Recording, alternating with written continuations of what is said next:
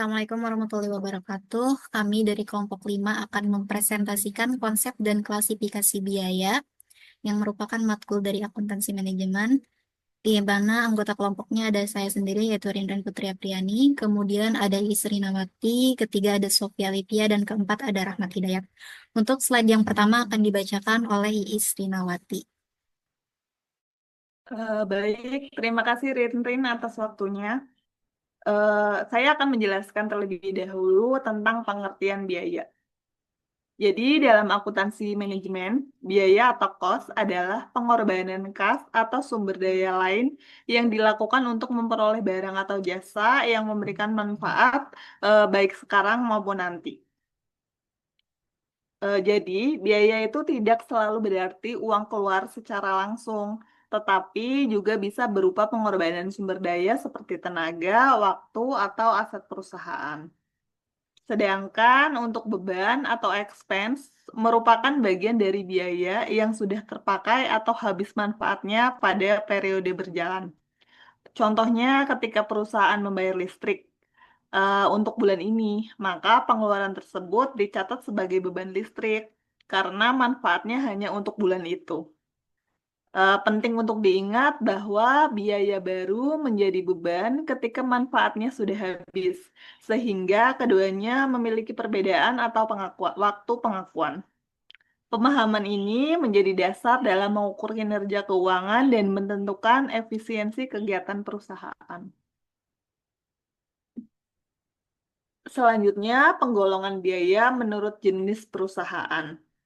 Jadi, setiap perusahaan itu memiliki karakteristik yang kegiatan yang berbeda, sehingga biaya yang dikeluarkan juga berbeda-beda. Secara umum, perusahaan itu dibedakan menjadi tiga. Yang pertama, perusahaan jasa, perusahaan dagang, dan perusahaan industri. Untuk perusahaan jasa itu fokusnya pada pemberian layanan, bukan produksi barang. Jenis biayanya itu biaya tenaga kerja langsung, biaya administrasi kantor, serta biaya tidak langsung seperti sewa gedung atau dan asuransi. Untuk perusahaan dagang, kegiatannya ini memiliki barang jadi dari produsen dan menjualnya kembali kepada konsumen. Biaya utamanya itu meliputi biaya pembelian barang dagangan seperti biaya penjualan serta biaya administrasi. Untuk perusahaan industri, jenis perusahaan ini paling kompleks karena memproduksi barang dari bahan mentah menjadi barang jadi dengan biayanya dibagi menjadi dua, yaitu biaya pabrikasi atau produksi dan biaya non-pabrikasi. Untuk slide ketiga dan keempat akan dibacakan oleh Rahmat Hidayat. Baiklah, selanjutnya tentang biaya pabrikasi dan non-pabrikasi. Biaya pabrikasi meliputi biaya utama atau disebut prime cost, yaitu bahan baku langsung dan tenaga kerja langsung, serta biaya konversi yang mencakup biaya lain untuk mengubah bahan menjadi produk jadi. Contohnya, bahan baku langsung 5 meter dikali 120.000 per meter sama dengan Rp600.000. Selanjutnya, tenaga kerja langsung 3 orang kali 8 jam dikali Rp2.000 per jam sama dengan Rp48.000. Biaya non-pabrikasi mencakup biaya pemasaran, distribusi, dan biaya administrasi. Selanjutnya,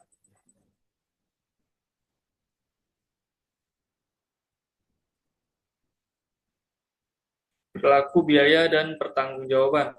Biaya variabel berubah sejalan dengan volume produksi. Biaya tetap jumlah totalnya relatif konstan dalam rentang relevan. Dan biaya semi variabel mengandung unsur tetap dan variabel. Dari sisi pertanggungjawaban, ada biaya yang dapat dikendalikan oleh manajer atau controllable, dan yang tidak dapat dikendalikan atau uncontrollable. Pembagian ini penting untuk evaluasi kinerja perusahaan tersebut. Terima kasih.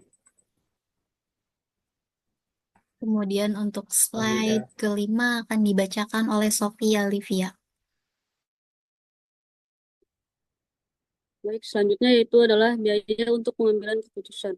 Untuk keputusan digunakan pembagian seperti historical atau masa lalu versus future atau masa depan. Sunk cost atau sudah terlanjur dan tidak relevan versus out of pocket atau mengeluarkan kas sekarang. Serta relevan versus irrelevant cost.